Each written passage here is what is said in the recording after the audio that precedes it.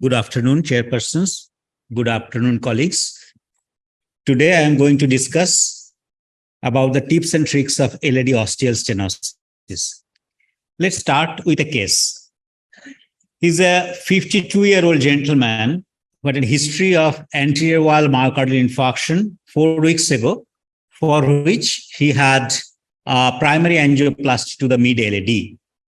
He had residual osteoproximal LAD disease and the diagonal disease. Is non-diabetic and non-hypertensive. And this is the angiography. You can see. Now I've treated the diagonal with a drug-eluting balloon, which I haven't shown you here. So this is the angiography. You can see that patient has a patent stent, which was done a few weeks ago. And he has got some disease in the osteoproximal LAD. So at this point of time, I'd like to interact with the audience. And could you please, give your opinion? How many of you would like to continue medical management without doing any procedure in this particular case? Yeah.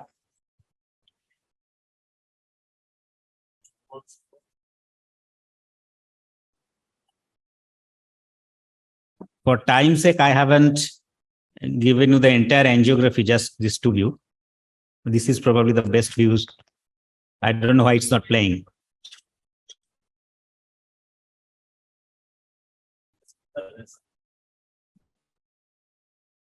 Right, so this is the osteoproximal LAD. The first option, that don't do anything, just keep on medical management. That's the better option, okay. Right. Second option, I'll stent the osteoproximal LAD without crossover to the left main stem. Just so majority don't agree. Okay. Stent the osteoproximal LAD with crossover to the left main stem. Yes, so you want to cross over. And fourth, I would like to have for more information by doing an IVUS. So there is a group, definitely they want to do an IVUS because want to have more information about this lesion, because increasingly now we are agreeing that angiography is probably not enough to deal with all these kind of lesions. Anyway, so if you go back about the literature of the ostial LAD disease, it is actually not confined to the LAD. It's a continuation of the distal left main to the LAD, and 90% of this ostial LAD disease actually also have left main stem disease. And these are the distribution of the plaques. If you do IVUS in those patients, that you can see that ostial LAD is actually not ostial LAD. There are left main stem involvement as well, which we often don't see in an angiogram. So before considering stenting to the ostial left LAD, we need to consider certain points. Do we want to just keep our stent absolutely nailed at the ostium of the LAD? Can we do that? That's first thing. Second thing, how safe it is to leave few struts in the left main stem after doing just precise ostial LAD stenting? And actually, do we need to cross over into the left main stem? And many times, as we don't see any disease in the angiography in the left main stem, being an interventional cardiologist, we're often quite afraid to put a stent in the left main stem if it looks healthy in an angiogram. So that's our innate kind of inhibition of coming to a left main when we can't see a disease in the left main.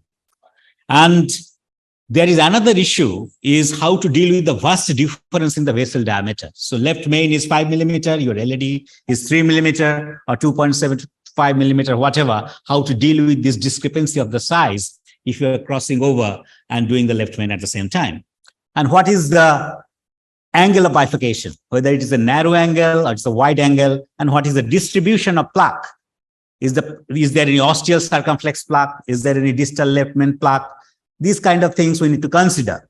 And at last, is angiography enough for the decision making in this kind of lesion? And at the end, if we cross over to the left main, do we actually need to do the kissing of the circumflex ostium in order to prevent a future circumflex ostial stenosis? These are the few questions that we need to think about before going for an angioplasty to the ostial left main. Now, this is a pictorial representation of what we see in an angiography and what is actually the real anatomy. So if you see an angiography, it looks pretty the same. It's, just a lesion there. But does it really mean that? So there may be plaque inside, which you may not even see. There are a lot of plaque which may be extending after the left main, which we may not see. So that we have to consider, but we see the same angiogram all the time, and we underestimate the plaque burden and plaque distribution if we are not doing IVUS in these kind of patients. And it is often extremely difficult to precisely stent at the ostium unless and until there is a very big left main compared to the LAD diameter. And unless and until there is a very little plaque in the distal part of the left main, it is very difficult to precisely stent at the ostium.